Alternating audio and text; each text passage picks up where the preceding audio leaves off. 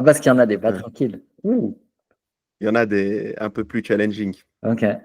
Mais celle-là, la première, t'inquiète pas.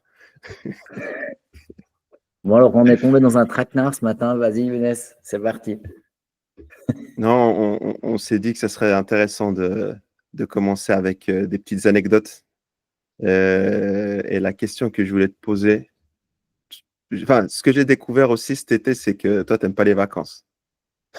Non, c'est vrai. Pascal n'aime pas les vacances. C'est vrai. Si vous l'invitez aux Seychelles ou aux Maldives ou Bon, Dieu sait où, il a dit il fait 3 jours, puis après il s'ennuie. c'est vrai. T'as pas dû prendre beaucoup de vacances pendant que. Non, mais c'est quand même un grand mystère, les vacances. J'ai jamais trop compris. En fait, j'ai jamais été trop fan de ce truc parce que le concept est étrange. En fait, ce qui est intéressant, c'est de faire ce qu'on aime tous les jours. Et si tu fais pas ce que tu aimes tous les jours, alors il faut changer ce que tu fais tous les jours. Mais je trouve beaucoup plus intéressant d'avoir cette démarche-là ou cette dynamique que de maudire sa vie pour 2 semaines aux Seychelles. En plus, Ouais. j'y suis allé une fois aux Maldives et il pleuvait. Alors, merci. Tu es sur une île de la taille d'un grain de gris et puis il pleut. C'est quand même chaud. C'était quoi, pro ou. Non, non, Ok. non.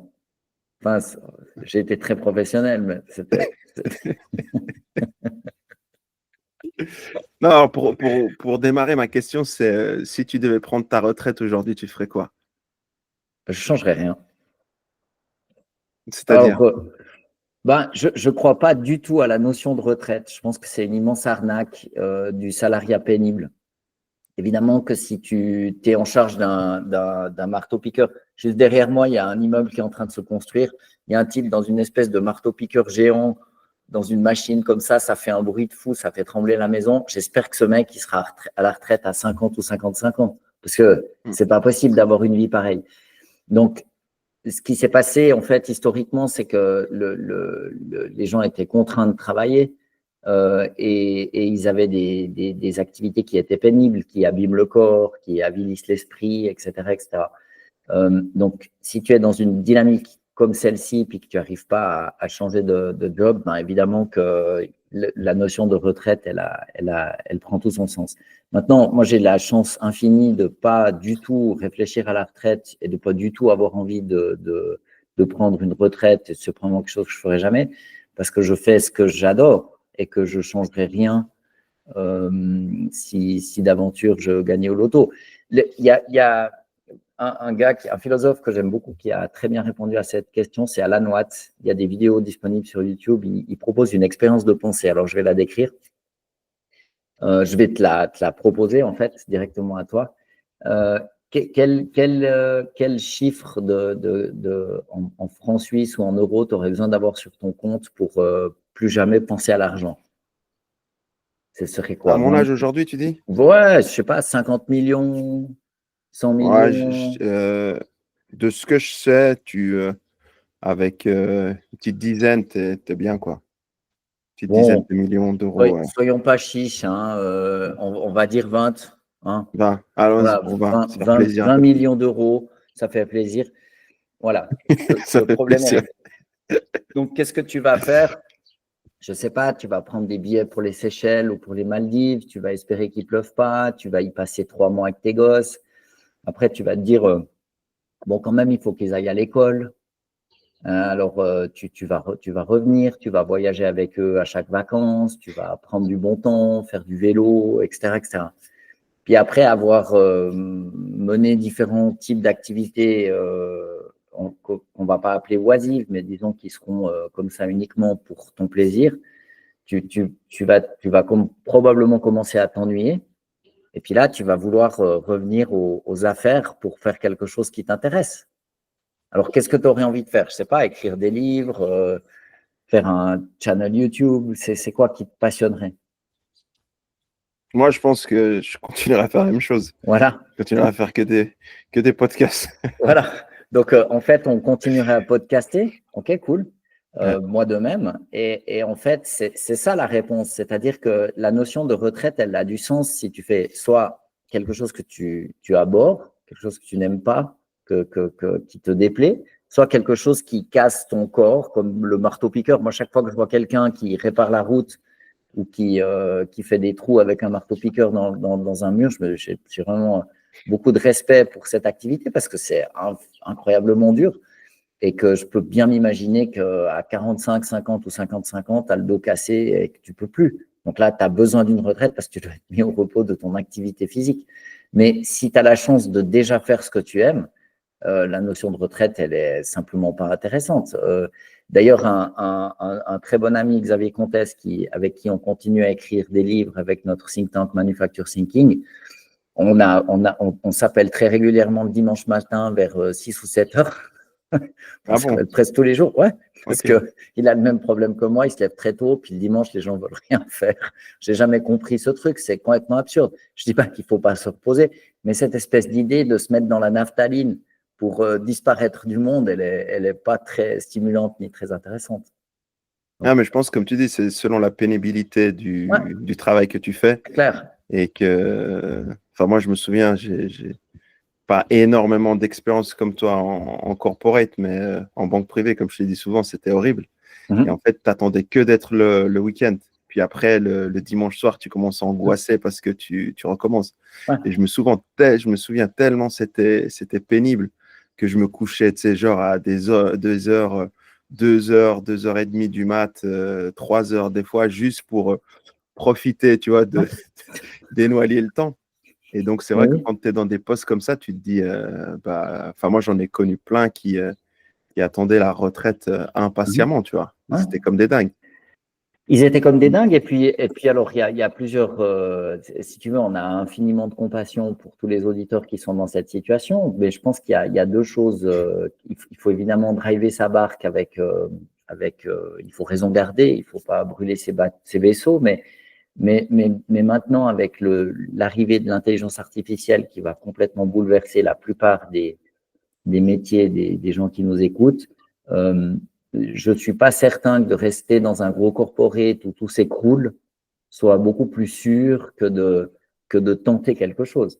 Alors, il faut raison garder aussi dans ce domaine, parce que c'est clair que de devenir entrepreneur, ce n'est pas donné à tout le monde, ce n'est pas fait pour tout le monde, mais d'essayer de se préserver en rejoignant un groupe, une entreprise, un projet, un collectif, quelque chose qui a du sens pour vous, c'est la clé de tout. Il faut essayer de se connaître, savoir ce qu'on aime vraiment, et puis se mettre dans des conditions qui permettent d'utiliser ça et de faire ça. Ouais. Il y a aussi un truc, tu parlais de partir à la retraite à 50 ans. Je sais que les policiers à Genève, ils prennent leur retraite après 30 ans de service. Et j'avais un ami à mon père qui, je me souviens, ça m'avait marqué, qui avait pris sa retraite à 51 ans. Il avait commencé à 21 ans, il a pris 51 ans. Et puis, ce qui est cool, c'est qu'ils ont un deuxième pilier à 1 million. Ils partent avec un deuxième pilier garanti à 1 million de francs suisses. C'est cool. Donc, c'est pas mal. C'est pas mal. Bon, c'est en lien avec la pénibilité du travail. Si tu veux, la police, on l'appelle quand? On l'appelle quand il n'y a plus d'autres solutions. Donc, je pense que ce n'est pas un travail de tourpeau non plus. Moi, si tu me donnais le choix, moi j'ai 52 ans, je pourrais être à la retraite. Mais je ne suis pas sûr qu'après 30 ans de police, tu es aussi en forme, que tu t'es affiné, j'allais dire comme un bon fromage, non, mais comme un bon vin. Donc, si tu veux, on ne peut pas juger de ça. Je n'ai jamais fonctionné comme policier, ça ne m'arrivera jamais, mais je ne suis pas sûr que c'est si simple. Et, non, surtout ils ont des horaires compliqués aussi. Voilà, ils travaillent de nuit, etc. Donc, moi, ça ne me dérange pas. Ils ont le droit d'aller se reposer, et puis ils ont fait quelque chose qui n'est pas si simple et si facile à faire. D'ailleurs, s'il y a des gens qui sont tentés, ils peuvent s'inscrire. Je ne sais pas jusqu'à quel âge on peut rentrer à la police. Mais... 35, il me semble. 35, ben, tu vois. Ouais, 35. Alors, tu vois, bah oui, parce que là, après, c'est la date butoir des 65. Ouais. Et ce qui est intéressant, c'est que tu parlais d'IA, c'est parmi les postes qui ne devraient pas être forcément touchés, tu vois, malgré qu'on mette beaucoup de CCTV et tout. Ouais. Je pense que la police, il va rester, quoi. Ah ouais, c'est certain. C'est certain.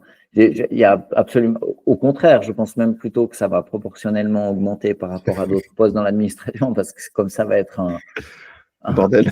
un gros bordel pendant les 10-15 années qui viennent, je ne vois pas comment on fera d'autres, ouais, effectivement. Bon, alors, le sujet du jour, c'est que toi, tu as vraiment une belle carrière. Je ne sais pas si on peut dire que tu es parti d'en bas, mais pour le storytelling, on peut le dire. Oui, c'est bien, Parti ça fait d'en bien. bas. Et tu as côtoyé les sommets. Donc, tu es arrivé au sommet de la pyramide. Un grimpeur. Le maillot à poids. Donc, c'est ça, en fait, dont on va parler aujourd'hui. Mais tu as réussi à être pendant, c'est quoi, 12 ans ou 11 ans, ou voire plus, enfin, CEO, donc PDG d'une grosse boîte qui faisait plusieurs millions de francs suisses de chiffre d'affaires. Hein. Et c'est vrai que quand tu es dans le monde corporate, moi, je résume souvent ça à Koh-Lanta, et que pour arriver jusqu'en haut, il suffit pas de gagner les épreuves et de gagner les totems, il faut être un peu plus stratège que ça. Donc, c'est un retour sur expérience et partager, en fait, dans ces nouvelles séries, nos connaissances business, et aussi comment se dépatouiller dans votre carrière pro, surtout à l'ère de l'IA. Alors, je dirais, moi, c'était surtout par opportunité, en fait, que j'ai décroché ce job. On me l'a proposé, en fait. C'est un chasseur de tête qui m'a appelé un jour, comme ça, je ne le connaissais pas du tout. Et pour te dire à quel point j'étais pas intéressé, j'ai fait ce call qui était le premier entretien d'embauche, en fait, avec ce chasseur de tête dans le train entre Genève et Vevey. On a été coupé 4 fois. C'était pas, Là, je dois dire, je m'en veux encore un petit peu. Tu l'as pas respecté, le chasseur de tête. Non, il s'appelle Christophe Bourriou, il habite à Lausanne maintenant, il était en France, mais c'est vraiment un gars extraordinaire. C'est devenu un ami, en fait, on se voit toujours. Et je l'ai tellement pas respecté, mais un peu à l'insu de mon plein gré, comme Richard Virin qui arrivait au sommet du Mont Ventoux, qui s'était fait doper sans qu'il le sache, tout en le sachant. Donc, du coup, c'était une espèce d'acte manqué. Je me suis dit, ouais, bon, on verra. Et puis, finalement, on a dialogué. Je me suis dit, tiens, c'est intéressant. Et j'ai pris le job. Mais je dirais, avant ça, en fait, j'ai eu beaucoup de chance, en fait. J'ai eu beaucoup de chance parce que une carrière s'est faite d'une volonté et s'est fait aussi d'opportunités. Mais moi, j'y suis allé complètement à l'instinct. En fait, j'ai rejoint Logitech 2 ans après être sorti du Poly. J'ai eu un autre job dans l'industrie où je travaillais comme ingénieur. Et en fait, Logitech, ça a Tu faisais été… les souris en plastique. Hein. Ouais, c'est un vrai boulot de faire des souris. Hein. Je tiens à défendre la marque Logitech parce que je peux vous dire un truc, c'est que Logitech, ils font très attention. C'est vraiment des gens bien. Et non, vraiment, ils mettent un effort absolument considérable à faire en sorte que les souris ou les claviers fonctionnent bien, les webcams, etc., tous les trucs qu'ils font. C'est vraiment une boîte absolument géniale. Et j'ai eu un immense plaisir. Je suis resté à peu près 10 ans. Et là, encore une fois, j'ai eu beaucoup de chance. J'étais dans l'équipe de la première souris optique, parce qu'il y avait une époque où les souris, elles avaient des boules. Ça Oui. faisait plein de problèmes parce que ça se remplissait de poussière, etc. Et du coup, j'ai eu vraiment beaucoup de chance. J'ai eu énormément… Ah, t'es derrière ça, toi. Enfin, Non, mais derrière, c'était une équipe énorme. Hein. Peut-être pour la petite histoire, c'est rigolo. Le premier capteur, en fait, qui a été utilisé, c'était un capteur d'une société qui s'appelait Agilent. Je crois qu'ils n'existent plus. C'était en fait dans les années 70-80, en fait, en Californie, tous les grands fabricants, enfin, la tech, elle avait des laboratoires de recherche. Et il y avait Xerox qui ont plus ou moins donné naissance au Mac, etc. etc. Enfin, bref. Et puis, Agilent Technologies, c'était un spin-off de HP, Hewlett-Packard, qui fait des ordinateurs qui existent toujours, ils font des imprimantes, des serveurs, des choses comme ça. Et je ne sais pas s'ils font toujours des serveurs, mais j'imagine que oui. Et en fait, ils avaient aussi comme spécialité non seulement de fabriquer des imprimantes, mais de fabriquer des plotters. Et en fait, un plotter, c'est une imprimante, mais qui imprime sur une feuille gigantesque qui pourrait faire, je ne sais pas, 30 mètres de long. Alors, des plans d'architecte, des choses comme ça. Ouais. Et puis, au lieu d'imprimer en crachant de l'encre, parce qu'une imprimante à jet d'encre, en fait, ça crache l'encre aux bons endroits, eh bien, ça balade un stylo sur une feuille qui avance et qui recule. D'accord? Donc, vous pouvez taper dans Google, plotter, vous verrez ce que c'est. Et du coup, ce sont des imprimantes qui sont toujours en vente, d'ailleurs, ça existe toujours. Mais quand tu as un plotter, en fait, tu vas faire avancer le papier et puis tu dois savoir de combien il a avancé le papier. Et pour ça, Agilent Technologies, qui était un spin-off de HP, avait développé un capteur optique qui permettait de prendre des photos du grain du papier. C'était illuminé avec une LED rouge. Et puis, quand le papier avançait, en fait, il pouvait mesurer de combien de centimètres, millimètres il avait avancé. Et c'est en fait ce capteur-là qu'on a mis dans une souris pour faire en fait la même chose que ce qu'on faisait avec le papier. Simplement, ça le faisait sur la table. Donc, au lieu que ce soit le papier qui bouge et le capteur qui reste fixe, c'était le papier qui restait fixe et le capteur qui bougeait parce qu'il était dans une souris. Et c'est d'ailleurs pour ça que si vous retrouvez une très ancienne souris Logitech optique, elle marche beaucoup mieux sur une feuille de papier. Parce que le capteur, il était optimisé pour une feuille de papier. Et puis après, Excellent. on a fait d'autres trucs. On a travaillé, on avait fait un dark field sensor, je ne sais pas comment expliquer ça, mais en microscopie, en fait, si on illumine la manière dont on voit les choses, ça dépend de la manière dont on projette la lumière sur une surface. Et du coup, on l'illuminait différemment. Et c'est ça qui permet maintenant d'avoir des souris qui fonctionnent sur du verre. Parce qu'à moins de le nettoyer comme un dingue avec un chiffon et qu'il n'y ait plus aucune aspérité, en fait, ces capteurs, ils arrivent à voir toutes les aspérités ou les salissures du verre et à déterminer leur position comme ça. Donc voilà, donc Logitech, c'était absolument passionnant. Et puis là, j'ai travaillé avec des tas de gens qui étaient vraiment géniaux, notamment René Sommer, le premier ingénieur de Logitech qui avait vendu la première souris à Steve Jobs, ce qui n'est pas rien. Et puis Bobo, évidemment, enfin, tous ces gens merveilleux. Et puis, c'était une boîte très chouette parce que c'était un peu une boîte de cow-boy. On pouvait faire un peu ce qu'on voulait. J'exagère un peu, mais disons, c'était assez libre. C'était très, très sympa.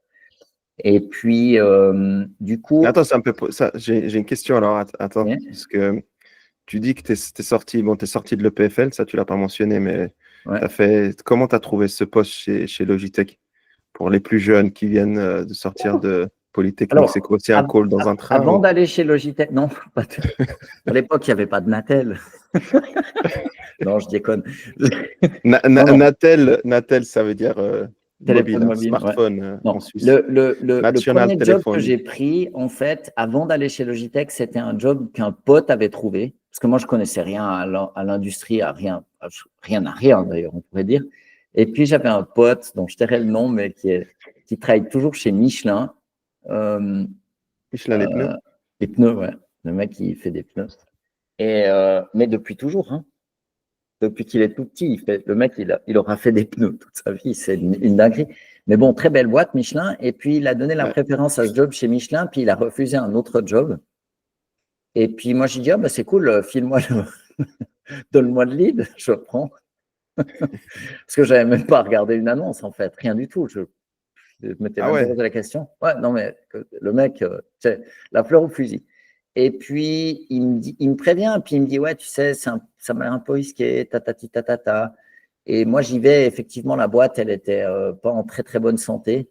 Bon, voilà, mais c'était OK. J'y suis resté 2 ans, c'était des gens extraordinaires, de vrais entrepreneurs. Et puis, c'était la vraie industrie, hein. Ça s'appelait Falma, c'était une entreprise en Suisse qui fabriquait des machines qui permettaient de fabriquer des ampoules. Et ils fabriquaient encore des ampoules en Suisse. Donc, c'était une vraie usine, bleu de travail, la timbreuse. Tu vois l'ambiance? Ouais. Et moi qui oubliais de timbrer un matin sur 2 ou un soir sur 2, c'était vraiment rigolo. Et puis, l'entreprise n'avait plus de sous quand j'y suis arrivé. Puis, j'étais le premier polytechnicien qui s'engageait, mais je ne savais absolument rien faire, évidemment. C'était terrible. Et ils m'ont loué à une société qui faisait des robinets qui est en Suisse alémanique. Donc, loué. Ouais, c'était un deal de consulting qu'ils avaient obtenu où il n'y avait plus de sous. Donc, il ne fallait pas non plus faire trop le difficile. Et puis, j'étais à l'hôtel Beren à Ulterkulm, je ne te dis pas, en Argovie. Un truc de dingue. Mais c'était sympa à une autre époque. Puis après, si tu veux, c'était quand même la grosse industrie du vrai travail d'engineering. Puis moi, je me suis dit, ouf, c'est quand même un peu trop local. Et j'ai principalement été chez Logitech parce que c'était international et que c'était un domaine qui m'intéressait plus, le consumer electronic. Donc, c'était en, je sais pas, peut-être dans les années 2000, un truc comme ça. au moment où Internet explosait, donc c'était assez bonnard comme boîte. Et j'ai répondu à une annonce, je crois. Je me souviens même plus, j'ai honte, mais je pense que j'ai répondu à une annonce. Ok. Ok. Et tu as fait combien de temps chez Logitech? Parce qu'après, ensuite, tu as été responsable 10 ans. du Innovation Lab, donc lab d'innovation. Ouais, ça c'était cool. Puis en fait, on était les premiers arrivants sur le campus de l'école polytechnique. Et puis on essayait de faire un lab de Open Innovation, le truc dont tout le monde parle. Hein, mais en fait. Vous étiez pionnier, hein, quand même, parce que c'est des choses qu'on entend. Ouais, non, mais de toute façon, les labs d'innovation dans les grandes entreprises, ça marche pas. Enfin, faut pas trop le dire, hein, parce que si vous êtes en poste, que vous avez un job comme ça, c'est génial, profitez. J'avais rencontré une fois le responsable de l'innovation chez, je sais plus si c'était Total ou Esso, un truc comme ça, un grand pétrolier, mais le mec, il avait tellement une belle vie. Donc c'était un job intéressant. Le problème des grandes entreprises internationales, c'est qu'au bout d'un moment, elles gagnent beaucoup de sous et qu'elles ont du mal à renouveler en fait leur offre ou à innover. Et puis Logitech, c'est une entreprise intéressante parce qu'elle vit en fait d'innovation incrémentale. Il faut faire un meilleur micro, une meilleure webcam, une meilleure souris, Et quand tu fais un projet comme une nouvelle souris, ben, c'est typiquement un projet qui va durer 12 mois où il y a une centaine de personnes qui sont impliquées. C'est pas que tu viens faire le loulou, puis tout d'un coup, tu dis, bon, allez, on va faire un truc complètement foufou parce que ce sont des enjeux financiers importants. Et puis que la souris, elle va être conçue, je sais pas, en Californie. Le marketing était en Californie, l'ingénierie mécanique en Irlande,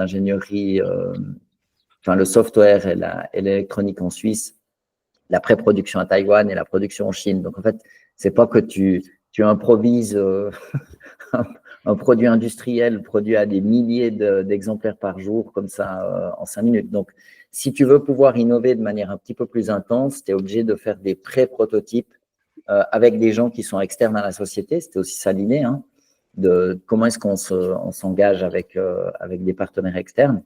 Et ça, c'était vraiment rigolo à faire. Ouais. Et puis, c'était aussi la grande époque de l'école polytechnique avec Ebicher. C'était assez cool. C'est qui, Ebicher? Ebicher, c'est l'ancien président de l'EPFL qui était un mec. Avant Vetterli ou encore? Ouais, avant Vetterli, ouais.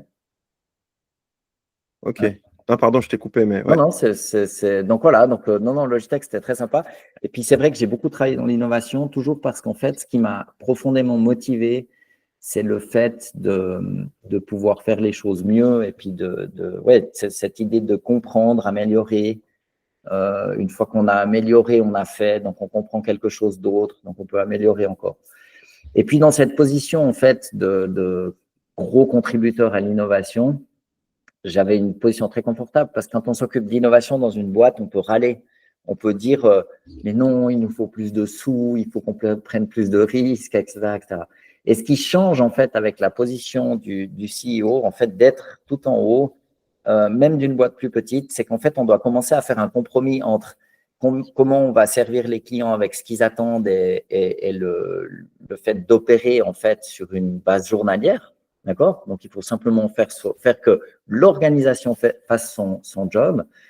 Et puis, le fait d'amener de la nouveauté. Et en fait, le fait d'avoir été les deux mains dans l'innovation, c'était très rigolo une fois que je suis devenu CEO parce que je me suis rendu compte que ce n'était pas si simple, en fait, de permettre à l'organisation d'innover de manière disruptive. C'est en fait très compliqué à mettre en place.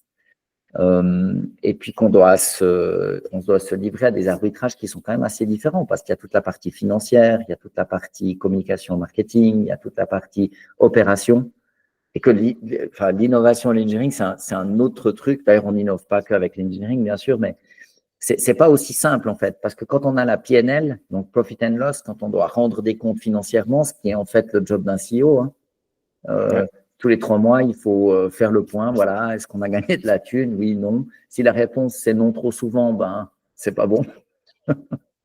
Voilà, on te revoit pas au bout d'un moment. Donc en fait, il faut être en capacité de générer un profit. Enfin, peut-être pas dans une startup au départ, mais il faut pouvoir gérer cet aspect financier. Il y a tout l'aspect people. Il faut gérer les gens, il faut engager des gens, il faut remplacer les gens qui partent, il faut orienter en fait le recrutement vers des équipes qui correspondent mieux à la stratégie qu'on met en place pour demain.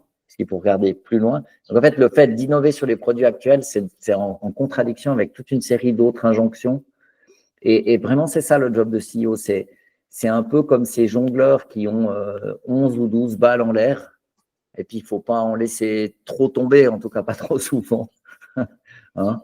Il y a aussi ce numéro, je pense que c'est la meilleure analogie, mais ce numéro au cirque, peut-être les auditeurs l'ont déjà vu, mais j'avais vu ça une fois au cirque CNI, un mec qui avait des baguettes comme ça, et puis dessus, il mettait des assiettes. Alors, la première, donc il donne un coup sur la baguette, tu as l'assiette qui tourne et puis qui reste, et puis il en rajoute.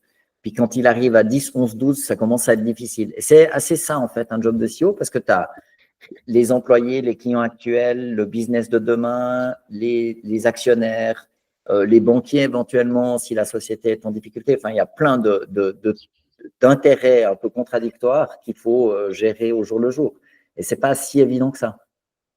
Pour revenir sur l'innovation, ça me fait penser un peu à cette histoire de Steve Jobs qui, pour lancer de nouveaux produits, ben, ils avaient pris un building à côté, ils avaient mis un drapeau de pirate. Et c'est depuis là, avec cette équipe, depuis ce building, qu'ils avaient développé le Macintosh.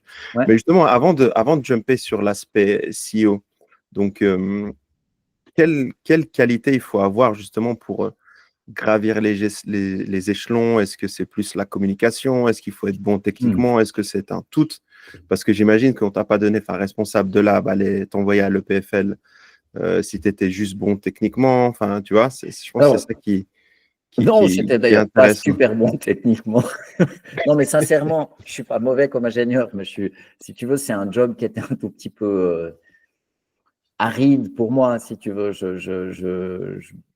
J'ai étudié la manière dont les machines fonctionnent, mais in fine, en fait, le fonctionnement des gens est bien plus intéressant, c'est beaucoup plus complexe. La machine sociétale, la machine d'une…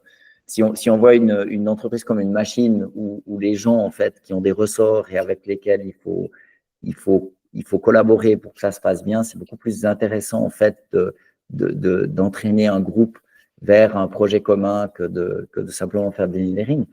Je dis ça avec Donc, tu te valides plus que vraiment, tu te valides plus en tant que CEO que CTO? Oui, parce que si tu veux, ça c'est pas pendant les premières années, mais si tu veux maintenant, en fait, si quelqu'un est très brillant techniquement et que je sens qu'il a une très bonne solution, j'arrive quand même à poser des questions et à comprendre, à comprendre un tout petit peu les frontières auxquelles ma connaissance s'arrête, mais ça me vexe pas du tout. Au contraire, ça me rassure de travailler avec des gens forts. Donc non. C'est beaucoup plus rigolo pour moi de s'intéresser aux humains que de s'intéresser purement à la technique. Sinon, je serais resté dans la technologie pur jus. Ouais, vraiment. Et tu as fait comment justement pour passer de cette étiquette d'ingénieur à qu'on te confie des postes de manager et tout? Alors, je pense qu'il y a plusieurs choses. La première, c'est qu'en fait, je ne sais pas si c'est quelque chose qui se décrète ou qui se décide, mais il faut être curieux. En fait, il faut apprendre. En fait, quel que soit le poste dans lequel tu es, quel que soit l'âge que tu as, tu peux toujours t'intéresser, apprendre, aller plus loin, faire le extra mile. Et d'ailleurs, Bobo, chez Logitech, Daniel Borel, donc le fondateur, il était très all right, let's go the extra mile. Il y avait terriblement cet enthousiasme contaminant et hyper agréable, en fait, d'une société dynamique et qui avait envie d'avancer. Donc, en fait, si tu te retrouves dans un environnement qui t'encourage, en fait, à être curieux, tu apprends énormément. Tu bosses beaucoup, mais tu apprends énormément. Donc, il faut être curieux. Je dirais ensuite, il n'y a pas de miracle, il faut quand même faire des heures parce que le fameux truc là, le fameux bouquin, La semaine de 4 heures, bon, si on prend, imaginons par exemple que quelqu'un se spécialise dans la chirurgie abdominale, d'accord? Donc voilà, si tu as un problème dans les viscères, il s'occupe de toi. En fait, est-ce que tu veux un mec qui a respecté sa work-life balance et puis qui n'a pas trop opéré ou un type qui vit à l'hôpital et qui ne pense qu'à ça? Voilà, c'est la même chose au foot. En fait, Ronaldo, il s'entraîne comme un dingue. C'est aussi pour ça qu'il est fort. Pas uniquement pour ça, mais aussi. Donc, en fait, il n'y a rien qui remplace le travail. Il y avait un prof aux États-Unis, un prof d'uni, il disait si vous voulez connaître mon secret, vous pouvez m'appeler au bureau tous les vendredis soirs à 10 heures. Ok. Voilà. Donc, il n'y a pas de miracle, en fait. Il faut être curieux, il faut mettre les heures. Et la bonne manière de mettre les heures, c'est de se trouver un environnement, une entreprise, un domaine, un projet qui vous passionne. Au moment où il vous passionne. Maintenant, moi, il y a des choses que j'ai fait il y a 10, 15, 20 ans que je saurais faire maintenant, mais qui m'intéressent peut-être moins. Parce que déjà, je les ai déjà faites, et puis qu'il faut lutter contre l'ennui, mais c'est pas la seule raison. C'est qu'en fait, on change aussi avec le temps. On apprend à mieux se connaître, etc. Et puis, du coup, on aime faire d'autres choses. Mais justement, enfin, tu parles de faire l'extra mile et ce qui revient souvent dans des boîtes, c'est quand tu commences ou quand tu es dans cette. Enfin, tu sens que tu es souvent mal payé et que tu dis, ouais, je vais pas commencer à travailler plus pour cette boîte, machin, nanani, nanana. Et qu'en fait, est-ce que tu dois, si tu veux progresser, est-ce que tu dois être hors de cette métrique du salaire et vraiment suivre la passion où tu te dis, et à un moment, tu te dis, ouais, je vais gagner plus tard, ou est-ce que tu dis, non, je dois faire en fonction ou je change de boîte parce que je ne gagne pas suffisamment? Il y a deux manières d'être riche. On peut gagner énormément et encore, ça marche souvent pas, ou alors dépenser peu. Et en fait, il y a un moment où il faut faire un choix. En fait, si vous voulez un salaire de jeune directeur de banque pour faire 3 heures par semaine, ça va pas le faire. Donc, cette équation-là, moi, je pense que, alors, ça dépend de la situation de chacun. Je dirais, dans la vie, il y a deux moments où on est relativement riche. C'est à 18 ans, parce qu'en fait, c'est papa et maman qui payent. Et puis qu'on n'a pas de train de vie, enfin, on n'a pas en général, on n'a pas de famille à charge, on n'a pas, je sais pas, construit une maison ou que sais-je. Donc, on a peu de charges. Donc, en fait, on est extrêmement riche, même si on n'a pas d'argent. D'accord? Et puis, un petit peu plus tard dans la vie, soit parce qu'on a gagné un peu de sous et mis un peu de côté, mais la bonne manière d'être riche, c'est de maîtriser ses dépenses. Il ne faut pas se faire avoir par tout ce que la société voudrait nous faire acheter tout le temps. Et du coup, cette espèce de frustration sur le salaire, en fait, elle n'a aucune chance. Alan Watts, s'il nous vient en aide aussi, il dit choisissez toujours quelque chose qui vous passionne, parce que la probabilité que vous le fassiez très bien augmente. Et si vous faites quelque chose très bien, la probabilité de quelqu'un vous paye très bien pour le faire augmente. D'accord? Et si d'aventure, vous continuez à être mal payé pour faire quelque chose qui vous passionne, ben au moins, vous ne vous ennuyez pas. Au moins, c'est passionnant. Donc, je pense qu'il faut suivre que le plaisir, en fait, pas du tout le devoir et cette espèce d'équation irrésolvable où, mon Dieu, mais ma valeur sur le marché, c'est blablabla. Non, il ne faut pas négocier comme ça. Ce n'est pas comme ça, en fait, qu'on fait une carrière. Et je dois dire, moi, que les engagements que j'ai faits, j'en ai fait beaucoup, mais les engagements les plus loupés, c'est quand les gens veulent un salaire infâme, parce qu'ils sont censés être tellement forts. En fait, ça, en général, c'est pas bon. Ok. Donc justement, enfin, toi qui étais à ces postes de recruter, comment vous décidez du salaire, en fait, la grille des salaires? Oh bah, ça dépend. Si tu veux, d'une entreprise de 2 personnes qui emploie, qui engage un nouvel employé, tout est nouveau, il n'y a pas de grille salariale, il n'y a pas d'injustice. Mais quand on a une entreprise un petit peu plus grande, on ne peut pas trop faire le loulou parce que si tu as des différences de salaire trop énormes,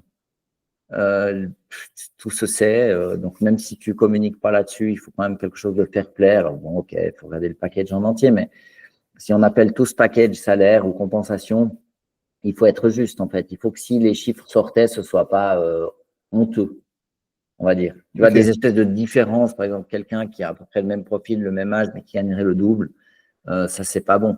Et puis, je dirais après, ce qui définit… Alors, attends, je peux Ouais, rebondir là-dessus parce ouais. que justement, là, on est à l'ère de l'IA, on est en 2025, si tu dois acheter recruter un bowler, vraiment un tueur. Maintenant, on a vu les salaires que OpenAI, machin, ils offrent des 100 millions et tout.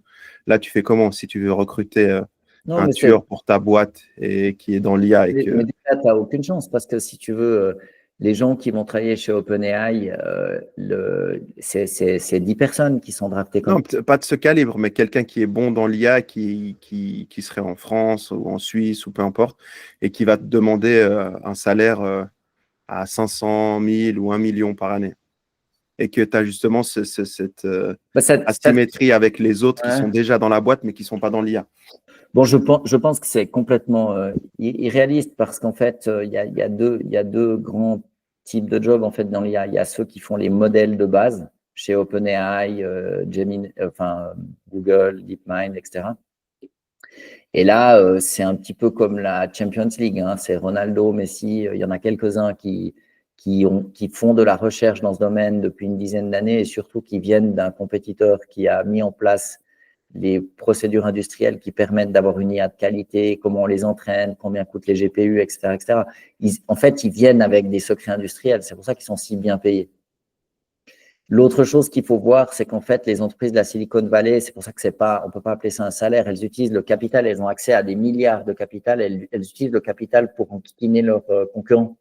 Si toi, tu as des gens puis tu me fais concurrence, puis moi je me dis, bon, je vais essayer de les ralentir, alors je fais des offres à 100 millions à tous tes gars.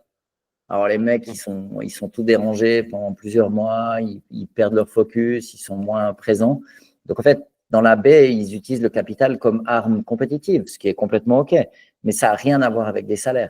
C'est complètement absurde, on ne peut pas parler de salaire. C'est de la guerre industrielle, on va dire ça comme ça. Ok.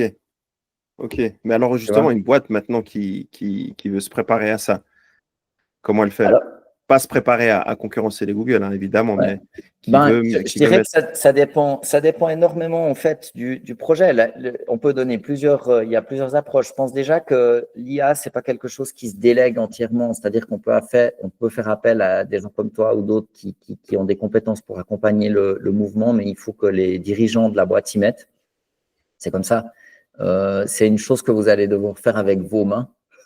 Alors, bien sûr, vous gagnez du temps si vous êtes accompagné, etc. Mais il n'y a absolument pas de miracle. La révolution, c'est une révolution de genre. C'est pas juste dans l'innovation. L'innovation, c'est aller dans quelque chose de nouveau. En fait, on distingue deux grandes catégories d'innovation. Il y a des innovations incrémentales. C'est le prochain Mac, il est un peu plus rapide et un peu plus beau et un peu plus l'écran est un meilleur rendu. Voilà. C'est juste un peu mieux que la propre précédente. Et tu as des innovations qui sont disruptives. Et l'IA, c'est une innovation absolument disruptive dans la manipulation et le traitement des informations, qui représente environ un job sur deux en Europe. Hein? Ouais. Donc, c'est pas quelque chose à prendre à la légère. Ça change complètement la chaîne de valeur. Ça force à mettre en place de nouveaux modèles d'affaires. Il y a des choses qu'aujourd'hui vous facturez peut-être à prix très élevé qui vont valoir zéro dans quelques mois ou dans quelques années. Vous vous en êtes peut-être pas encore rendu compte. Donc, il faut absolument prendre le sujet en main soi-même. Ça, c'est le premier conseil qu'on peut donner. Et une fois qu'on a pris le sujet en main soi-même, ça aide déjà beaucoup à recruter les bonnes personnes et à trier le bon grain de livret. Parce que un exemple, par exemple, si tu n'as jamais acheté de costume, donc tu vois, un costume 3 pièces ou un costume avec une cravate, etc., en général, le premier costume que tu achètes, c'est une catastrophe. Tu te fais complètement avoir parce que tu n'en as jamais porté, donc tu n'as pas d'expérience, tu sais pas comment comparer la chose. Quand on a acheté un certain nombre, tu enfiles ce costume, tu vois tout de suite s'il va ou pas. C'est beaucoup plus rapide parce que tu as développé une compétence en fait dans ce choix-là. Donc de croire que tu vas pouvoir acheter un costume sans avoir, acheter un costume qui te va bien si tu n'as aucune expérience, c'est un peu ballot. Et du coup, pour l'IA, en fait, avant de commencer à recruter les gens, il faut déjà s'y mettre soi-même. Ça, c'est la première chose. La deuxième chose, c'est que si vous achetez des outils avec l'IA ou des gens, en fait, c'est beaucoup mieux de les prendre au mois le mois. Moi, je dis ça pour les souscriptions IA payantes. Hein. Gemini, à mon avis, la meilleure. Claude, ChatGPT, c'est les trois qui comptent. Tout le reste, faut oublier. Et du coup, il faut toujours prendre des abonnements au mois le mois parce que peut-être que dans un mois, c'est ChatGPT 5 qui sort et puis c'est 15 fois mieux que celui d'à côté. Donc, il ne faut pas se lier pour une année. C'est une éternité dans le domaine de l'IA. Et je pense qu'il faut faire la même chose en fait avec les gens qu'on engage. C'est-à-dire que vous n'allez pas trouver un gars qui a 10 ans d'expérience dans l'IA générative au niveau où elle est parce qu'il y a 3 ans, ça a démarré. Donc, voilà. Donc, si vous n'êtes pas en train de faire un modèle vous-même, ce qui évidemment n'est pas le cas si vous parlez français, quoique, bon, ok, Mistral, mais en gros, voilà. Du coup, il faut prendre des gens ou des outils au mois le mois, c'est le plus sûr, et puis de pouvoir comme ça répondre à son besoin de manière spontanée, et aussi de mettre vos gens au travail, en leur payant un abonnement, en faisant attention à ce que des données sensibles ne partent pas, puis en leur permettant à eux d'expérimenter. Alors justement, là tu parles de cette vision employeur, dirigeant, mais la vision employé. Ouais. Comme tu le dis, on n'est pas des Sam Altman ou enfin, d'autres personnes. J'ai cru que tu allais dire on n'est pas des merguez. Mais on n'est pas des merguez non plus. Non plus. Pardon. Mais comme tu dis, tu as ceux qui sont en train de créer et tu as ceux qui peuvent amener de la valeur ajoutée à leur entreprise qui sont déjà existants ou qui veulent aller dans l'IA. Comment tu fais justement pour te mettre à la page, pour te former à l'IA, pour aider ton entreprise ou pour être recruté par une autre entreprise qui justement a besoin de ce type de personnes? Est-ce qu'il faut faire une formation? Est-ce que… Ça dépend un peu du profil, de l'âge, de l'envie, de l'ambition, hein, je dirais. Là, on peut faire plusieurs commentaires. La première chose, c'est qu'en fait, il ne faut pas ignorer cette tendance. Enfin, c'est un bouleversement majeur, ce n'est pas juste une mode. D'accord? Donc, en fait, il faut s'y atteler de manière tout à fait solide. Vous ne pouvez pas faire autrement. Deuxièmement, si vous ne vous formez pas en fait dans l'IA, il y a différentes méthodes pour le faire. Nous, on en a développé une, mais si vous ne vous formez pas dans l'IA, en fait, ce qui va vous arriver, c'est qu'un jour, on vous dira, ben, cher Marcel, vous avez plus de place. Donc, il ne faut pas trop enquiquiner votre employeur parce qu'il peut y avoir des domaines particuliers où, en fait, c'est compliqué de mettre en place l'IA. C'est possible. Mais vous devez là vous détacher de votre employeur et vous former pour vous. C'est absolument impératif parce que sinon, votre prochain job, vous n'avez aucune chance de le décrocher. Ça, c'est sûr. Ouais. Non, il faut se former, c'est clair. Il faut en tout cas pas ignorer la chose. Comment tu fais pour te former justement? Alors, il y a plusieurs manières. Il y a un peu deux chemins. En fait, on peut le faire solo, comme toujours. Hein. On peut apprendre l'anglais en ouvrant un dictionnaire et en apprenant les mots. C'est complètement faisable. C'est pas facile. Et puis après, on peut prendre des cours. Nous, on a développé une formation en ligne, en fait, qui est pas chère parce que justement, ça permet de démarrer soi-même et d'avoir les clés pour gagner du temps, pour savoir comment s'y prendre, quel type d'exercice faire, comment réfléchir à ça, comment aussi choisir une entreprise qui a une chance dans l'IA plutôt que parce qu'évidemment qu'il va y avoir un certain nombre de jobs maintenant qui vont être ouverts dans des entreprises qui n'ont pas beaucoup d'avenir. Donc choisir ton next step aussi. Ça, c'est important. Ouais, en tant qu'employé, il faut que évident. tu saches… C'est un double mouvement. C'est-à-dire que le fait de se former dans l'IA, ça va vous aider à choisir la bonne société demain. Si vous êtes formé dans l'IA, quand vous passez des entretiens ou que vous regardez le site internet de votre futur employeur, vous pourrez voir en fait s'ils sont compatibles avec un monde dans lequel l'IA a gagné. Et tu peux augmenter aussi ton salaire, vu que tu ajoutes plus de valeur que déjà les compétences que tu as acquises. Oui, tu as une bonne chance. Je dirais que moi, je ne pense pas qu'il faut forcément trop réfléchir en termes d'augmenter son salaire, mais il faut augmenter son plaisir, sa sécurité et son salaire. C'est un triptyque. Il faut réfléchir aux trois. Et dans un monde en bouleversement aussi rapide, évidemment, tout le monde est content d'augmenter son salaire. Hein, ça, il n'y a pas de problème. Mais il faut aussi il faut un peu ouvrir les œillères. On n'est plus sur une mer d'huile avec vent arrière où il se passe rien. Je pense que de rejoindre un groupe, une équipe, une entreprise où en fait l'IA c'est un vrai sujet, ils sont volontaires, ça peut complètement justifier, pas forcément une baisse de salaire, mais éventuellement oui, si vous pouvez vous le permettre, parce qu'en fait vous allez gagner en expérience et que ça c'est extrêmement important pour demeurer agile pour les 10, 15, 20 années qui arrivent. Si dans 5 ans, vous n'avez pas utilisé l'IA et que vous n'avez aucune expérience, vous êtes cuit. Et toi, c'est des discussions que tu as justement avec d'autres CEO. Enfin, récemment, tu as fait aussi une grosse présentation pour la banque en ligne Swissquote. Là, tu renouvelles avec l'affaire.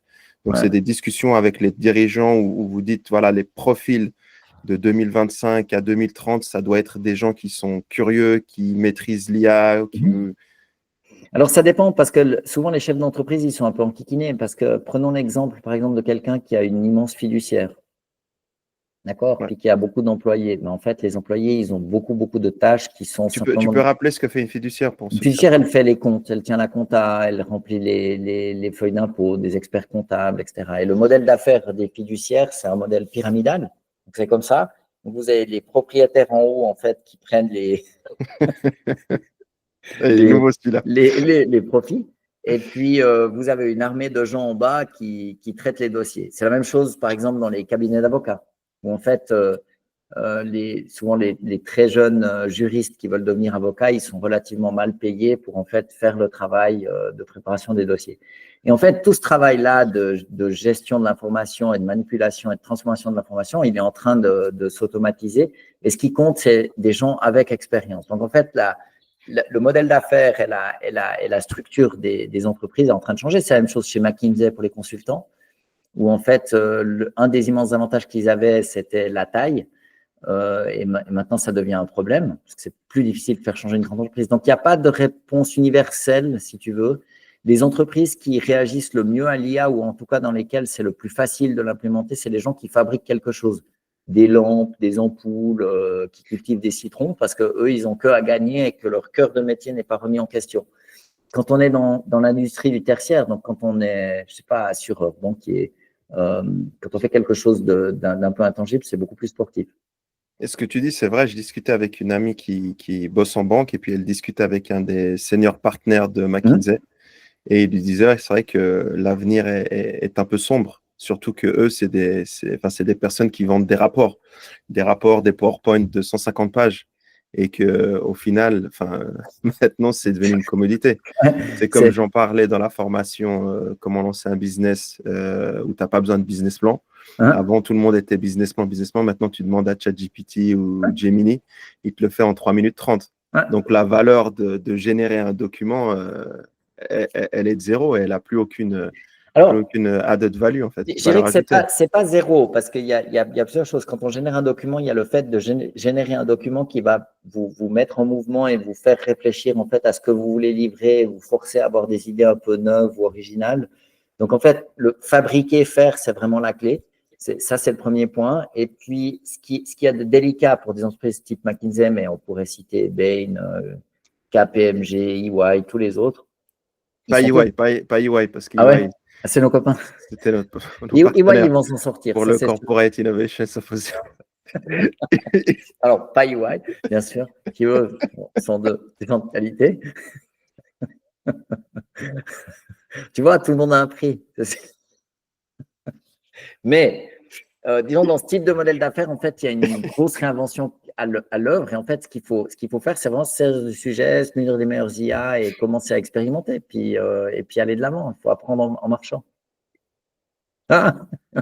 D'ailleurs, on peut annoncer, en fait, il va y avoir un CIS à Dubaï.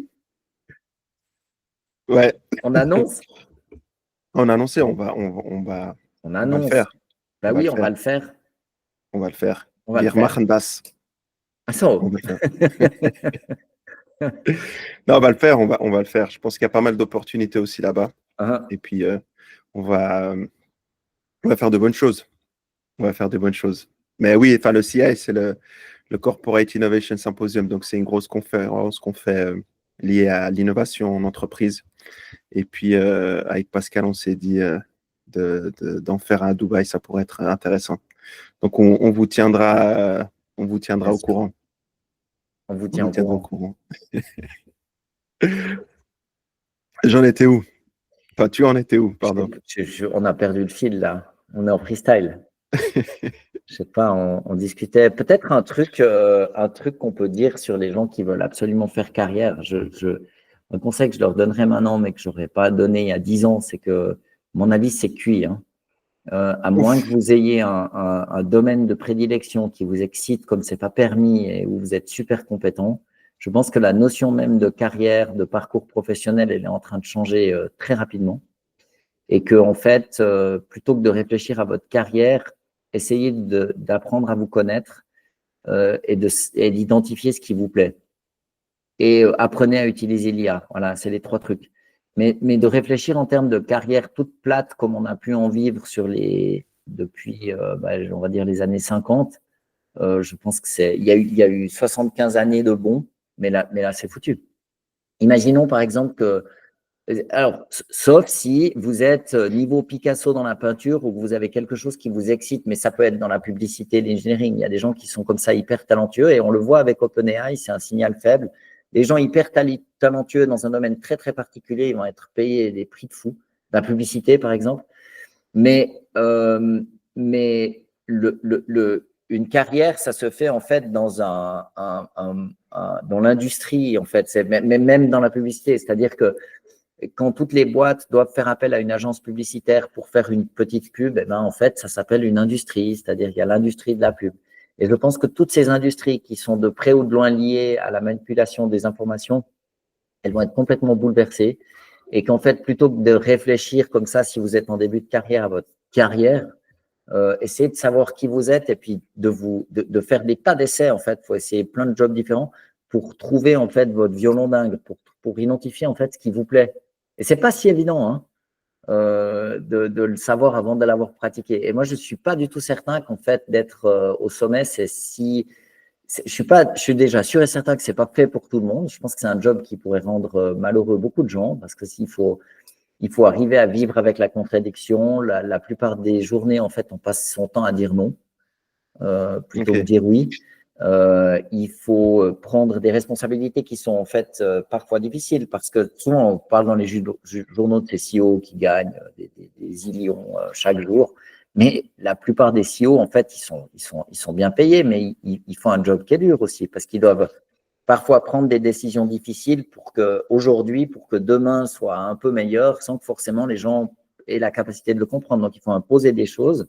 C'est pas que du leadership bienveillant à la oui-oui où en fait tout le monde est d'accord. Dans les posts LinkedIn. Non, mais c'est pas vrai du tout. Donc ça, c'est une espèce d'image glamour qu'on en donne, mais c'est pas comme ça. Et du coup, il faut vraiment être fait pour ça. Il faut avoir le plaisir à le faire et il faut le faire que si ça touche un domaine dans lequel on est vraiment passionné. Et moi, je crois pas que cette espèce d'idée qu'on va vers le haut, comme ça marche. En plus de ça, la taille moyenne des entreprises va radicalement diminuer. Pardon, non, ça fait penser au truc là. Tu sais, tu lis les posts sur LinkedIn et puis ils te disent servant leader, tout le bullshit. Mais c'est du bullshit, mais complet. Ça n'a ni queue ni tête. D'ailleurs, on le comprend très bien. Intuitivement, les gens le savent. Ils savent très bien. C'est du vent.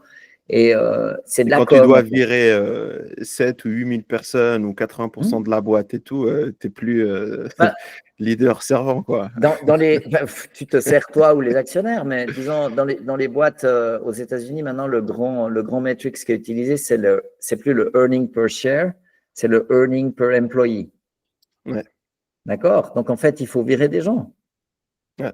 Et c'est très souvent vu de l'extérieur, par exemple, par un employé lambda, que c'est pas bien, que la boîte va mal, mais pour les investisseurs, ils sont contents quand tu vires, parce que ça fait plus une entreprise, son but premier, c'est de rester en vie et de dégager de la marge. Donc, en fait, ma foi, welcome, hein, c'est comme ça. Et c'est pour ça que c'est pas toujours évident. Par exemple, moi, je l'ai jamais fait, mais les gens qui travaillent pour des private equity, ces gros fonds qui manipulent des milliards et puis qui rachètent des boîtes pour les découper en morceaux, c'est pas de la danse de salon, hein.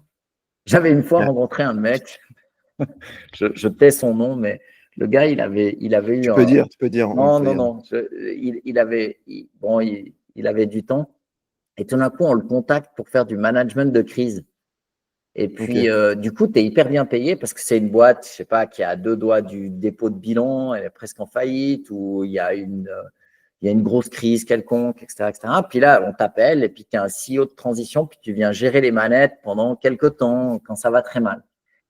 Et le mec, il était un peu au bout du phare parce que ça faisait 10 ans qu'il faisait ça, puis qu'il avait tellement fait de la gestion de CEO intérim de crise qu'il n'arrivait plus à faire autre chose.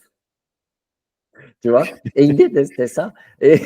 Parce que c'était hyper fatigant, qu'il fallait faire des heures de dingue. Tu vois, tu arrives dans une situation de crise parce que quand on est capitaine d'un bateau, il y a quand même de bons moments. Ça ne va pas tout le temps. Tu vois, il y a quand même des moments qui sont bonheurs. Mais lui, il n'avait jamais ce loisir-là. Donc, en fait, il avait des espèces de sprints où il devait travailler comme un fou. Puis après, tout d'un coup, il se reposait pendant 2 mois. Puis il faisait autre chose ensuite.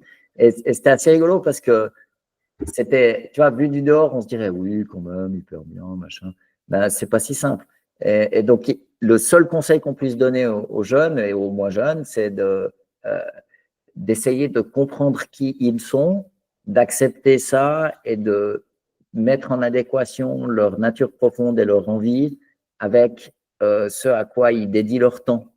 Il faut ni chasser un job de si je sais pas quoi, ni chasser un job forcément beaucoup mieux payé. De toute façon, tant qu'on est employé, voilà, on est prisonnier, ça rime. Donc, voilà. L'autre chose, c'est de se former à l'IA parce que c'est vraiment, c'est plus gros que l'invention du chose. Ça va changer la société, le monde, les entreprises. Donc, ça, c'est évident. Donc, vous devez vous former. Et puis, je pense qu'il n'y a jamais eu un moment meilleur dans l'histoire pour se lancer, en fait. Si vous avez les reins, si vous êtes entrepreneur dans l'âme, il faut écouter comment ne pas lancer son business de Younes qui explique qu'est-ce qu'il ne faut pas faire, justement, qui a une super vidéo. Moi, j'ai entendu quand Younes la tournait, donc je peux vous dire que le contenu est génial. Et de se lancer maintenant, c'est vraiment le meilleur des meilleurs moments. C'est Mais sûr et certain. Si on est fait pour… ne démissionnez pas aujourd'hui, hein, quand Non, vous non, allez non, écouter la non. vidéo. Mais Faites-le. quoique, une grosse vague de démission. Si vous démissionnez, il faut mettre un commentaire. Non, mais il faut pas. Faut commencer petit à petit. Disons, on ne peut pas dire ne démissionnez pas parce que si les gens sont dans une situation qui est trop difficile pour eux, ben, il ne faut pas rester dans une situation maltraitante. Ça ne veut pas dire que votre employeur est maltraitant. Ça veut dire que vous n'êtes pas la bonne pièce du puzzle dans ce puzzle. C'est comme les chaussures. Il y a des fois de très belles chaussures dont on aimerait recevoir l'amour, mais qui ne correspondent pas à nos pieds. Oui, c'est un peu le misfit. Ouais. Je pense que quand tu es un misfit, tu fais 2 ans dans une boîte, 3 ans et tu bouges, enfin, tu fais du jumping, je ne sais pas comment on appelle ça. Mais pour quelqu'un justement qui, on va dire, parce que tu n'as pas tout le monde qui… Enfin, on les encourage, formez-vous à l'IA parce qu'elle a fait une super formation là-dessus. Mais pour ceux qui sont, faut dire, qui ne sont pas forcément curieux, qui sont fatigués mentalement, tu sais, des fois, tu arrives à cette fatigue mentale juste avant le burn-out et tu peux plus mettre les efforts pour apprendre quelque chose et que voilà, tu veux faire ton 9 to 5 et que tu veux pas te faire virer et tout. Comment on peut les encourager en fait pour rester pertinent dans un monde de l'emploi qui est en train de bouger où il leur reste peut-être 10 ans ou 15 ans avant la retraite? Ah, bah, faut faire des compromis parfois, ça dépend. C'est rigolo, je pense qu'on peut pas. Alors, c'est difficile de donner un conseil générique, hein. Il faut essayer d'évaluer le prix personnel à payer. Maintenant, si vous en êtes au point où vous n'arrivez plus à apprendre quelque chose, c'est que vous allez mal. J'entends, c'est absolument pas normal de se retrouver dans une situation où on est tellement à la rue qu'on est tellement fatigué ou désespéré qu'on ne peut plus ouvrir un bouquin ou écouter un YouTube ou essayer quelque chose. Il faut vous reprendre en main, quoi. Si vous en êtes là, il faut aller voir un médecin, il faut se reposer, il faut se remettre au sport, je sais pas, faites quelque chose, mais il faut prendre votre vie en main. L'autre jour, j'ai un copain qui m'a appelé parce qu'il est dans une grande institution ONG et il y avait un package à prendre. Je lui ai dit, mais prends le package et barre-toi parce que la prochaine fois qu'il y aura une charrette, il n'y aura plus de package. Ouais. Donc, prends-le. Mais lui, il a déjà été indépendant, il a déjà été entrepreneur. Je sais qu'il a les capacités à rebondir. Mais je pense que le marché de l'emploi et le moment qu'on vit, c'est un vrai moment de transformation profonde et rapide. Profonde et rapide, il y a les deux. Donc, Ça peut faire peur. Il faut Ça peut faire s'accrocher. peur aussi. Oui et non, en fait, ce qui fait peur, c'est de regarder ça comme un Bambi qui regarderait les phares d'une voiture. Ça fait peur. Mais si on mobilise ses ressources parce qu'on se connaît bien et puis qu'on se remet en route, eh ben, on est en mouvement et là, on a la quasi-certitude de s'en sortir. Ça ne veut pas dire qu'il n'y a pas des moments difficiles, mais il faut être prêt en fait à évoluer, il faut être prêt à apprendre, à changer. Parce que tu as même des dirigeants qui ne sont pas forcément tech-savvy. Tu vas leur parler d'IA, tu vas leur parler de Gemini ou ChatGPT, ils ont mis une fois ou deux un prompt et tout, et puis après, derrière, ils savent limite pas forcément comment acheter, comment souscrire un abonnement à Google Workspace ou autre, quoi. Ouais, alors je dirais qu'il y a ça dépend. Là, j'essaye d'être très, très empathique hein, pour les gens qui ont des difficultés ou qui n'arrivent pas à se mettre là-dedans. Je dirais, il faut, si votre patron ou le CEO de la boîte dans laquelle si vous avez l'impression alors, on va faire une distinction si vous êtes dans les bits ou les atomes. Hein. Si vous êtes dans les atomes, c'est-à-dire que vous fabriquez des trucs dans l'entreprise où vous travaillez, vous êtes probablement raisonnablement en sécurité. Si vous êtes dans la transformation de Sauf si tu es dans l'information, l'automobile. moi même, non, Je te taquine un petit je peu. pense que c'est OK parce ça va pas être une période très faste, mais ils vont retomber sur leurs pieds. Donc, si on fabrique des trucs, c'est déjà pas mal. On va pas être complètement remplacé par l'IA. Mais si, en fait, on est dans la manipulation de l'information, alors là, il faut vous y mettre, mais ça. Il faut investir en vous-même, pas faire le reproche, en fait, aux dirigeants ou à l'encadrement. S'ils n'arrivent pas à Attends, se je peux mettre à lire. creuser un truc? Ouais, Si tu es vas-y. marketing manager chez Renault. Bah, c'était foutu. OK. Donc, même si ta boîte, elle est dans les bits, Ouais. toi, tu es dans les atomes, quoi. Donc, Ouais, il faut ouais. bien avoir Non, mais cette granularité. ça va, le métier va complètement changer. Et surtout, si tu veux, ce qu'il faut voir, je ne sais pas combien il y a de gens au département marketing chez Renault, mais ça doit être des quantités de gens. C'est Ouais. certainement des centaines, voire des milliers. Et en fait, on va passer à une équipe de 10 personnes. Donc, ça ne veut pas dire. Convaincu, quoi. Ouais, mais c'est sûr.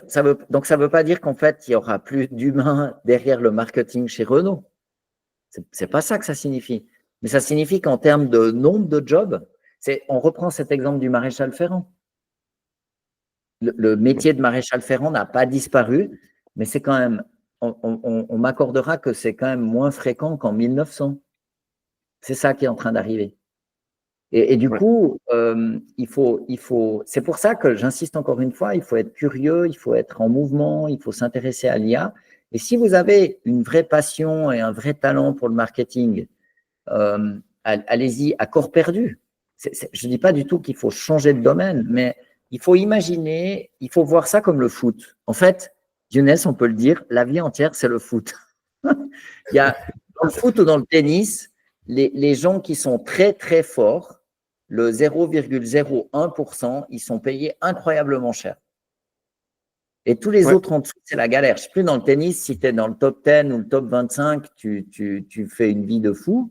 Et en dessous, tu manges pas. Ouais. C'est C'est vrai. un peu ça, en fait. Quand les rares jobs de la manipulation des informations où il y a encore des postes qui seront intéressants et bonnards, parce que c'est être le patron du marketing de Renault, ça doit être absolument passionnant. Mais il faut vraiment. C'est pour ça que la seule boussole qu'on peut avoir, c'est de s'examiner soi-même pour savoir si vraiment on est fait pour ça. C'est plus une question de carrière, c'est une question de ce à quoi on est destiné ou ce par quoi on est appelé. Tu vois, il faut vraiment avoir de l'humilité et là, pas s'enquiquiner dans une carrière. Maintenant, si vous êtes bien au chaud au marketing chez Renault, gardez votre poste. Oh my goodness. Et puis, si jamais il y a un package qui vient, il faut le prendre. Mais il faut surtout vous mettre en mouvement et vous préparer en fait à ce qui va advenir. D'une part, en vous formant sur l'IA, et d'autre part, en essayant de vraiment bien réfléchir à ce qui vous anime.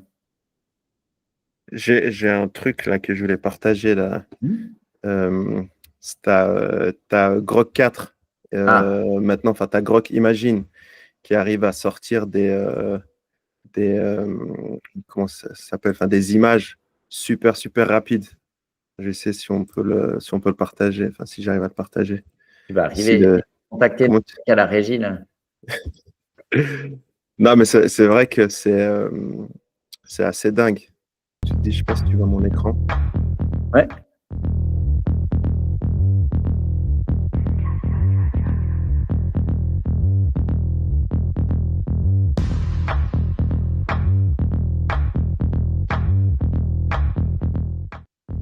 Donc tu le vois il te dit vidéo créée en approximativement 15 secondes. C'est sûr. Mais ça ne veut pas dire que ça fait un bon marketing. Ça veut dire que le coût marginal de la production d'une vidéo devient nul. Donc, en fait, Ah bah oui, avant, il t'aurait fallu quoi? Il t'aurait fallu peut-être 3-4 jours au minimum, 2-3 personnes. En plus, cette vidéo-là, des images de synthèse, c'était complètement. D'ailleurs, à Hollywood, en fait, là où ils font les films, et même Netflix, ils ont commencé à utiliser l'IA pour faire des films. Donc, si tu veux, cette partie-là, elle est cuite. Maintenant, la capacité à rêver d'une histoire, en fait, qui va enthousiasmer les gens et puis d'y apporter une touche humaine, elle va demeurer, c'est certain, mais c'est un nombre de jobs qui est tout à fait limité. Donc, il ne faut pas uniquement examiner la pertinence ou la contribution humaine dans la manière dont on crée de la valeur, parce que je pense quand même que pour trier les bonnes vidéos, il faut quelqu'un qui ait cette patte, donc un humain. Mais quoique, peut-être qu'en fait, on fera des A/B comparison automatiques, que ça s'améliorera tout seul. Mais disons, on peut avoir l'espoir qu'il y ait besoin d'un certain nombre d'humains. Par contre, il faut vraiment, vraiment, vraiment, vraiment être bon. Et du coup, c'est plus une question de carrière ou de job, c'est une question de talent. Il faut se voir comme un Picasso, on pourrait dire. Non, mais de toute façon, je pense que même ce que tu dis, tu as raison, tu auras toujours besoin d'humains. Mais en moins grand nombre. la rapidité à laquelle la machine apprend, déterminer ce qui est bon et pas bon, quand tu peux sortir une vidéo comme ça en 15 secondes et l'abonnement il est à 40 balles par mois, tu vas plus prendre de freelancers, de boîtes, d'agences et tout, quoi. Ça, c'est sûr. Sauf en fait des gens qui peuvent t'aider, par exemple, à mettre en lien une Johnny campagne, Ive, quoi. ouais, ou une campagne publicitaire avec d'autres choses, c'est-à-dire comprendre comment ça va impacter les équipes à l'interne pour qu'ils soient fiers du message, qu'ils le relaient sur LinkedIn, comment tu vas motiver tes gens pour qu'en fait ils participent à cette chose-là. D'accord? Ça, c'est un truc éminemment humain, ça ne dépend pas de la teneur du message. Mais il faut se concentrer en fait sur les atomes, c'est-à-dire les relations entre les gens, comment on aide les gens à prendre conscience de ça. Moi, c'est un truc que je fais souvent avec les chefs d'entreprise. Quand tu fais une stratégie, en fait, il ne suffit pas d'avoir raison. Il faut en fait que les équipes qui composent cette entreprise, il faut qu'ils achètent cette stratégie nouvelle ou ce pivot quand c'est nécessaire. Et ça, par expérience, je le sais bien. Il y a plein de chefs d'entreprise en fait qui n'ont pas la bonne stratégie. Ils comprennent quelle stratégie ils devraient prendre, mais ils n'arrivent simplement pas à barrer le bateau pour prendre ce virage. Donc là, il s'agit de travailler avec les gens pour comprendre quelles sont leurs propres limites à eux, comment est-ce qu'ils vont motiver les troupes, comment est-ce qu'on fait ça à l'échelle d'une entreprise et pas à l'échelle d'un individu. On comprend tous que conseiller quelqu'un pour que lui-même change sa vision, c'est déjà pas évident, mais alors un groupe d'individus avec des intérêts financiers, c'est encore une autre paire de manches. Hein. Ouais. J'aimerais arriver sur le dernier point. Donc, comme on le disait au démarrage de la vidéo, tu as atteint les sommets. Hein, on te souhaite encore tout de bon. Comment tu fais pour justement gérer tout ce qui est challenge, les plus gros challenges que tu as dû gérer?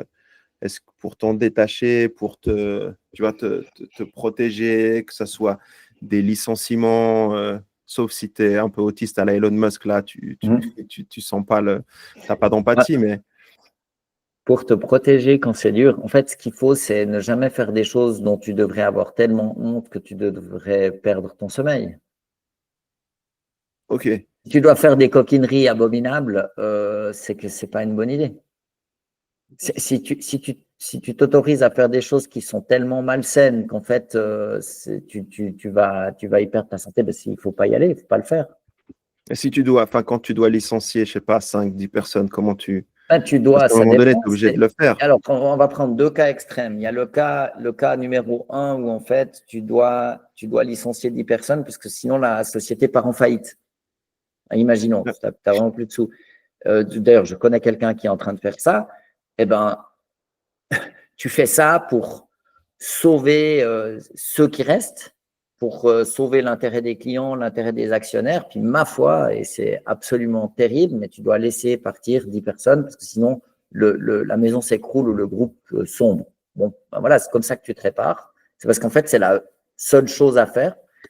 Et puis après, si tu le fais parce que tu veux simplement augmenter ta profitabilité, là, si tu décides de le faire, alors il faut le faire avec douceur, dans le temps long. Il faut coacher, accompagner les gens qui vont perdre leur emploi pour qu'ils en trouvent un autre.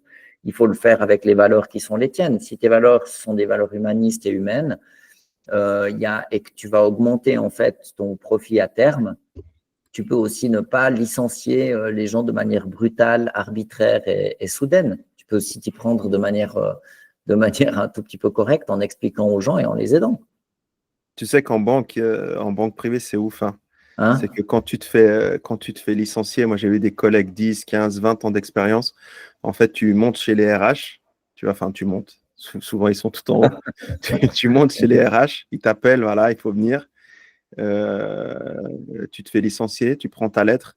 Et ensuite, tu as 2 huissiers qui te raccompagnent hors de l'immeuble. Hein? Et tu ne peux pas aller récupérer tes affaires et tout, tu vois. Et après, ils te font un carton et puis tu viens plus tard. Ouais.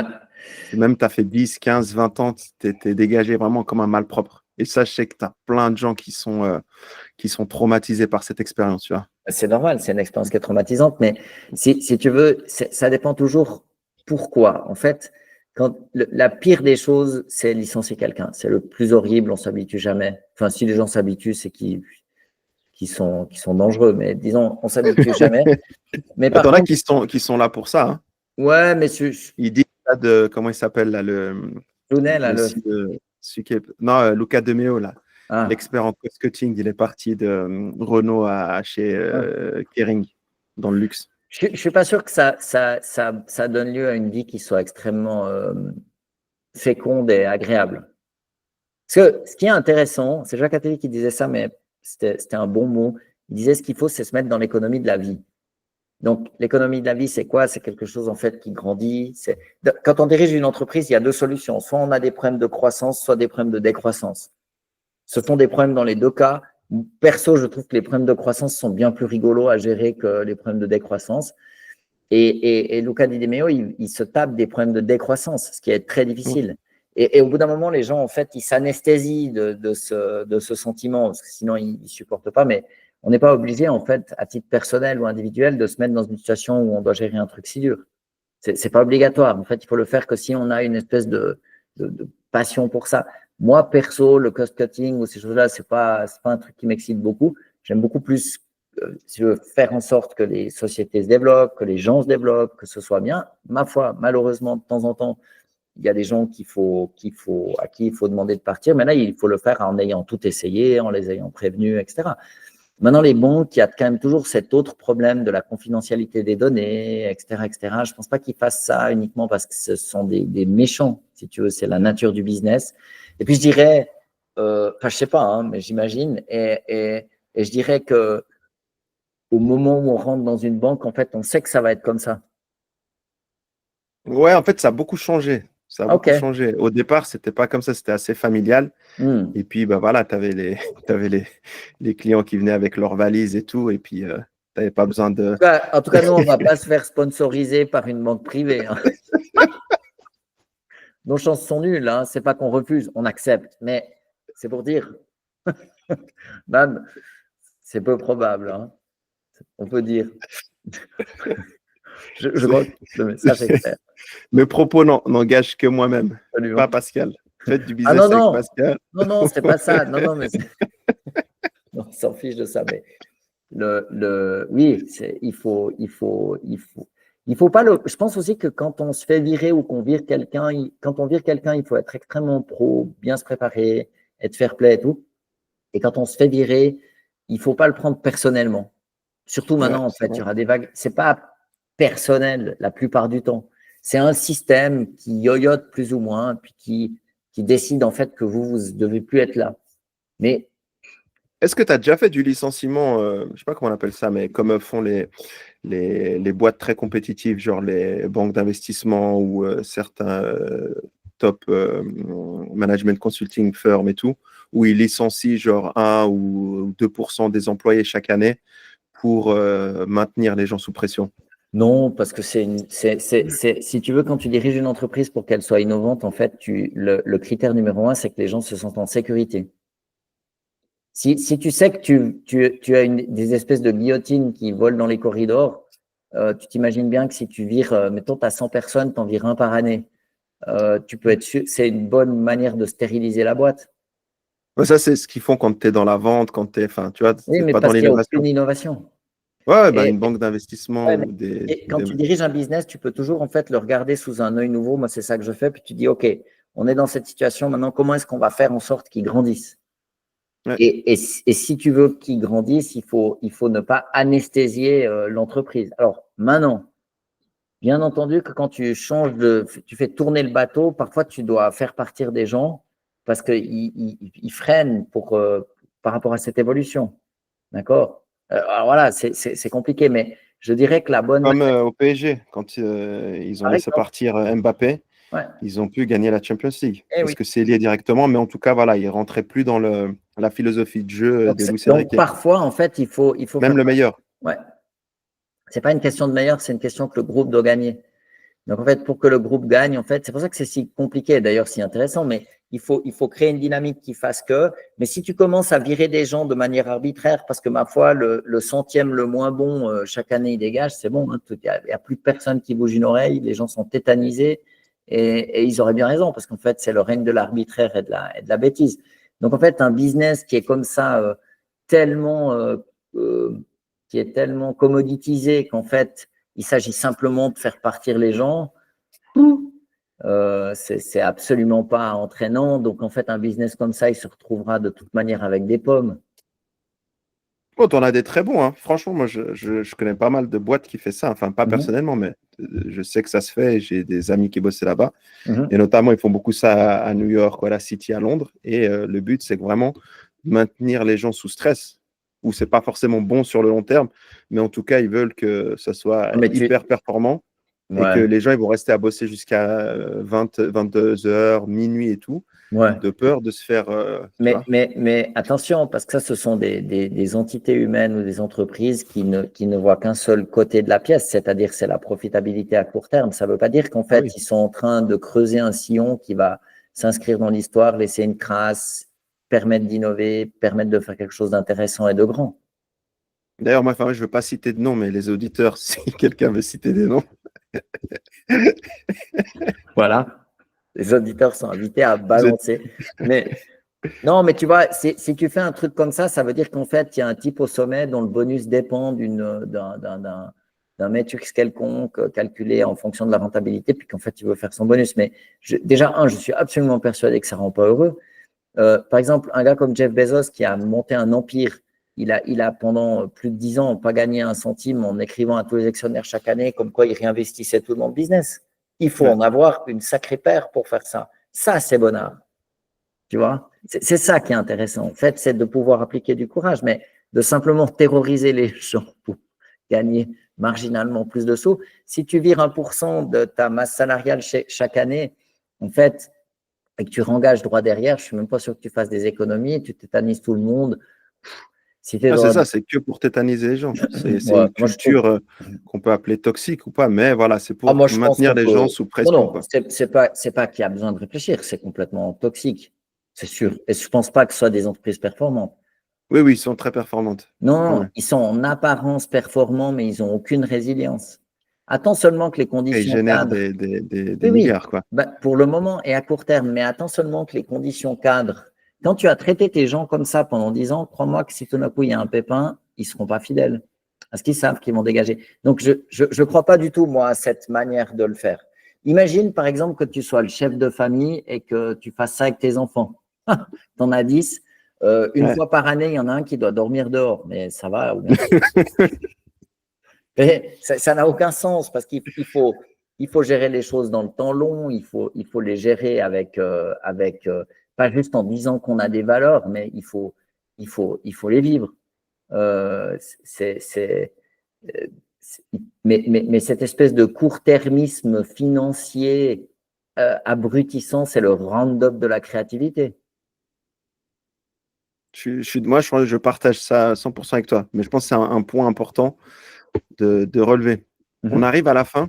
J'ai une dernière question pour toi. Vas-y. Quelle question j'aurais dû te poser? Quelle question j'aurais dû te poser que tu ne m'as pas posée? Eh bien, tu devrais me demander ce que je vais faire comme pitch au CIS de Dubaï. Parce que je me suis interrogé. Parce que bien entendu que ça va se passer en anglais, cette affaire. Exact. On est d'accord? Et je réfléchissais ce week-end, en fait, à quel message on allait passer. Parce que c'est évidemment, le Middle East, c'est un endroit du monde où il y a beaucoup d'activités, beaucoup d'enthousiasme, beaucoup de réinvention. C'est un endroit fertile où il se passe plein de choses. Et je me questionnais ce qu'en tant que Européen de la vieille Europe, en fait, on pouvait apporter comme message qui serait enthousiasmant. Toi, tu as une idée de ce qui va les intéresser comme sujet? Écoute, on n'a pas encore commencé à creuser, mais eux, ils sont friands de nouvelles technologies. Donc, IA, ils adorent. Ok. Ça, c'est encore plus qu'ici. Et même, ils ont parlé comme quoi ils avaient pris des abonnements de ChatGPT à toute la population C'est vrai. gratuitement. OpenAI est aussi en train de construire un data center là-bas, à Abu Dhabi.